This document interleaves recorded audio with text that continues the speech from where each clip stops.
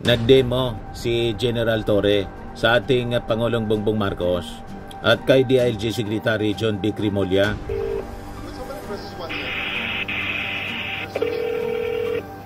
Good morning. 911, where's your emergency? Can you connect me to Tracy Martinez, Cavite City?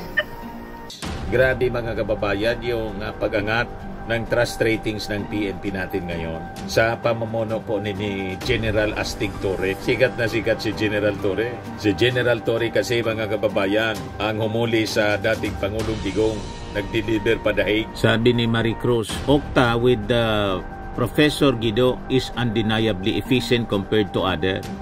Job well done, 50% performance satisfaction. Mas mataas siya kaysa sa PNP. This is strong public support strengthens our resolve. Nagpapagang mga balita at pagtalakay sa mga isyu na lipungan. Pulsa, opinyon, banat at paglalantad sa katotohanan. Pulsa, what you see is what you get. You decide. Hello po mga kababayan, si Dante Maravillas. Dito muna ulit tayo sa ating podcast, Live with Dante M. I-share ko ito mga kababayan na napakagandang proyekto ng Philippine National Police. Kasi kanina, idinemo ni PNP Director General, new boxing champion, Nicolas Torres sa ating Pangulong Bongbong Marcos. Yung 5-minute police response. Yan o. 5-minute police response sa 911 hotline pinakita ng PNP. Nagdemo si General Torre sa ating Pangulong Bongbong Marcos at kay DILG Secretary John B. Crimolia itong 5-minute response ng 911 Philippine Hotline bilang parte ng pagdiriwang ng 124th anniversary ng PNP. Kaya mataas ngayon po mga kababayan yung trust ratings ng Philippine National Police sa pamumuno po ni General Torre. Ay da po. You have reached the emergency 911 hotline. Press 1 for police assistance. Press 2 for fire department. Press 3 for emergency. When somebody presses 1 there, Good morning. 911, where's your emergency? can you connect me to Tracy Martinez, Cavite City? Copy sir, pabawan po sir. Cavite. Tracy Martinez City, Cavite. Copy sir. Sino kausap? Sir, somebody, one of these operators sir is answering our calls. So, ang standard natin sir is 3 rings. So, 3 rings, matatawagan sir. But, the faster way is Zalo. May, sa tunay na buhay.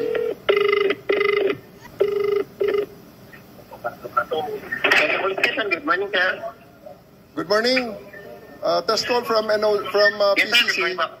Pwede bang malaman ang pangalan mo, state your name and your location? 10 po sir, NUP Calosa sir. Exact 20, Tracy Martinez Police Station, Barangay Gregorio, Tracy Martinez City sir. Thank you, thank you. Kindly dispatch 1 unit with body camera. 1 unit with body camera to Mayor Gemma Lubigan. Papuntahan mo at gusto namin siyang makita sa command center. Send 1 unit with body camera to Mayor Gemma Lubigan. 10 sir, sending Dispatch. 3 controllers sir to City Hall sir. Copy. Sige. Time starts now. Break. 3 controllers. 34 sir. So, Mr. President, the police cars of Tracy Martinez are now running to City Hall. They have 4 body cameras. The others are using the old phones, discarded phones that we retrieved from the storage and placed Zoom meeting. Left panel. Yes, sir. Mr. Posek, alam 5 minutes yun, sir. They need to be in the City Hall within 5 minutes.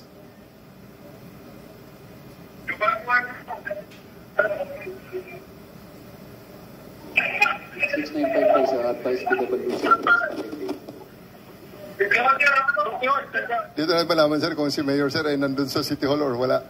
Pag wala sir, makikita natin ang City Hall. Pwede rin natin actually siyang mahanap, sir, kung nasaan siya. Basta within city limits, we can send another patrol car to her location. There you go. 695 base. PWC ng responding. Diretso sa mayor's office. Kamo si pinapahanap siya ng presidente and si SILG. So sir, we are now in the place of alarm, which is the 13 Martires City Hall, in 1 minute and 13 seconds. Mabilis talaga.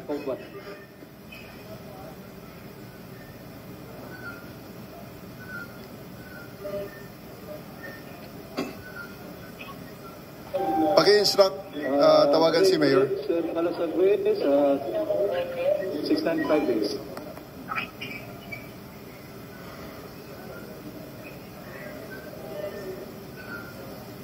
Go ahead, 695 base. This is sir. Sige, Tango. Kaiser 612 na. Tuloy mo lang. Nagmo-monitor kami sa command center.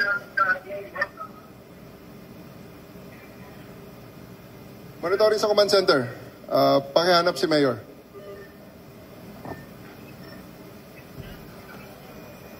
Pakihanap si Mayor.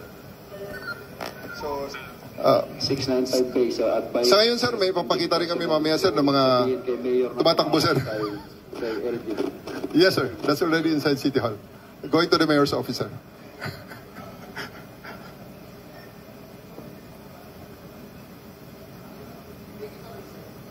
Hindi, sir. Pero pwede natin matawagan, sir, through video call kung may... hindi, sir. Hindi, sir. One way tayo, sir. Nakikita natin siya, pero hindi natin sila nakikita. Personnel, pakisabi kay Mayor, tumawag kay SILG. Para na rin nasa pelikula po, mga kababayan. Tawagan natin. US Film. Kunin niyo yung number, tawagan ko. Yung police. Kunin namin yung number. Nako, Diyos me, ito ang problema natin, sir. Mabilis ang internet, mabilis ang police mo, bagal ang internet. the internet is hanging pag sa loob sa mga building. Yes, sir. Pero that's one challenge. Yes, sir.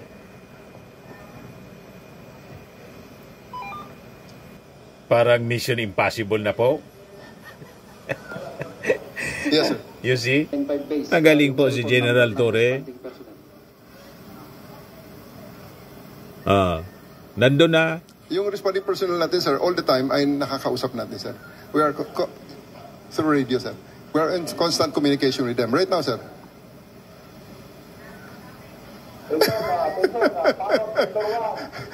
Puntahan natin sa bahay, sir. Wala yung mayor. Address, sir, address. Dispatch sa bahay ni Mayor. Pakisabi, wala siya sa mga opisina. Diretso sa bahay ni Mayor. Yan na si Mayor. Hinihintay na nila, sir, si Mayor. Ito na, sir.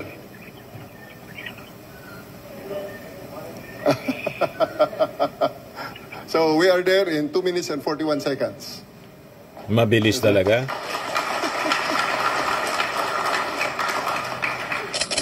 Diba? Ayos na ayos mga kababayan. Tuwang-tuwa ngayon ang ating mga mamamayang Filipino. Ating PNP, mataas yung approval ratings mga kababayan.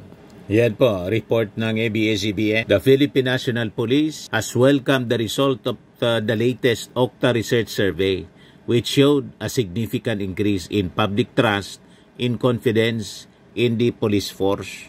According to the survey, the PNP recorded a 71% trust rating, up by 9 points from the previous survey, and 73% sa performance rating nila, which rose by 11 points. Grabe mga kababayan yung pag-angat ng trust ratings ng PNP natin ngayon sa pamumuno po ni General Astig Torre. Sikat na sikat si General Torre. Si General Torre kasi mga kababayan ang humuli sa dating Pangulong Digong. Nag-deliver pa dahig. Humuli kay Pacquiao. Mga high profile. At tumalo ba default kay Baste. Champion si General Torre. So sabi dito sa balita, PNP Chief General Nicolas Torre said the results reflect the public's positive response to the agency's reforms and initiatives. We will work even harder to sustain and further improve public trust and confidence, sabi po niya. Since assuming his post as chief of the PNP noong June 2, Torre has implemented various reforms including the 5-minute response time for calls for assistance made through the 911 hotline. Yun nga po na dinemo niya sa ating Pangulong Bongbong at saka kay DLG Secretary John B. Crimolia. Yung mayor, hindi nadatnan sa bahay. Hindi nadatnan sa opisina. Nandun sa bahay. Wala sa opisina. So sabi po ni General Torre, the survey results will serve as inspiration for the PNP to further enhance its service, aiming to be faster, more reliable, and more effective in addressing the needs of the public. Sari-sari yung mga reactions ng tao. Sabi ni Roy Mamburao, General Torre lang ang best PNP chief ever. Sabi ni Michael Sarabia, kwento nyo yan siyempre, bida kayo dyan. May mga duda pa rin. Sabi ni Renato Montales, visibility of the enforcers in different areas make a difference, and I believe doing what will boost the trust of the public in ensuring our safety, especially during the night. Sabi ni GE, congrats General Nick Torre, the best PNP chief in history. Sabi ni Lydia, baka mga pulis din at pamilya nila ang nasorbe. Sabi ni Marshall Paclibon, let's sustain the momentum. The programs of the CPNP are doable, impactful, and direct to the people we serve. Sabi ni Vic Daria, no matter the black propaganda by these dark shadows against the PNP, it is now a much better police force more than ever. Unlike before, that it was being used by politicians, shady individuals, as an organization for terrorizing the populace and doing illegal activities. We can say that the PNP now is more professional and being led by a trustworthy chief PNP. Sabi ni Marie Cruz, Okta with the Professor Guido is undeniably efficient compared to other. Job well done, PNP under the leadership of the great leader. Chief Nicolas Torre III, as expected, the rating is high. Sabi ni Gina Ravis, iyak na naman ang mga pro-syndicate, pro-criminals. Sabi ni De La Cruz, congratulations PNP and Philippine government. O diba, tuwang-tuwa yung ating mga mamamayang Pilipino sa ating PNP. Dati, galit sila sa pulis. Dati masama ang tingin nila sa ating PNP. O ngayon, pati sa Armed Forces mga kababayan, mataas yung ratings ng Armed Forces. Kaya nagpasalamat po si General Browner. O ito yung pinalabas na statement ngayon pa lang ni General Romeo Browner, Chief of Staff Armed Forces of the Philippines. Sabi niya, the Armed Forces of the Philippines extends its deepest gratitude to the Filipino people for the unwavering trust and confidence, as reflected in the latest Okta survey showing an 81% trust rating and 82% performance satisfaction. Mas mataas siya kaysa sa PNP. This strong public support strengthens our resolve to serve with even greater commitment to protect our nation, uphold our sovereignty, and safeguard our people. We also express our sincere appreciation to our Commander-in-Chief, President Ferdinand R. Marcos Jr., and to our Defense Secretary, Honorable Gilbert Gibo Chodoro Jr., for their steadfast leadership and guidance, which continue to steer the armed forces toward greater excellence and service. The Armed Forces leadership commends our soldiers, airmen, sailors, and marines for their professionalism, dedication, and sacrifice. These results are testament to your tireless service, discipline, and devotion to duty in the name of the Filipino people. Mabuhay ang sandatang lakas ng Pilipinas. Mabuhay ang bagong Pilipinas. So yun yung mga magagandang balita sa bawat pamilya natin. The guardians of the people, the armed forces, the protector, the PNP. Sabi ng PNP sa kanilang slogan, to serve and protect. So, mabuhay kayo at ipagpatuloy ang magandang gawain para sa ating bayan. Di ba po? Kung hindi pa po kayo nakasubscribe dito sa ating bagong YouTube channel, Life with Dan TM, click subscribe niyo po, mga kababayan. Lagi nating tatandaan sa buhay, you become what you deserve, what you believe pala. Ako po si Dante Maravillas. Bye-bye. God bless. Ito naman po, Firmax Firming and Lifting Cream. Pinapahid po sa mga pulses in affected area. Mainam po sa paninigas ng mga kasukasuan. Ito naman po, Automax Radiant Serum. Sa mukha naman yung application. Anti-aging po siya. You will look 10 years younger than your age. Sa mga cancer patients naman po, baka lang gusto ninyo itong itry. Neng siya red mixed fruit drink. Hindi mo po siya gamot, food supplement siya. Kaya lang, gawa siya mga kababayan sa goji berry. Yung goji berry, may anti-cancer properties. O ngayon, yung mga inquiries ninyo, dumiritso na lang kayo sa aming messenger sa Facebook para masagot namin agad. Ayos pa? Ayos na ayosan niya, Mr. Maravilla. But anyway, ito po pala yung aming bagong product na binibenta online. I am worldwide amazing pure organic barley powdered drink mix from Australia. Negosyo to ng aking anak na architect entrepreneur Riz Maravillas. Ayan po. Kontakin na lang po ninyo siya, Riz Maravillas on Facebook.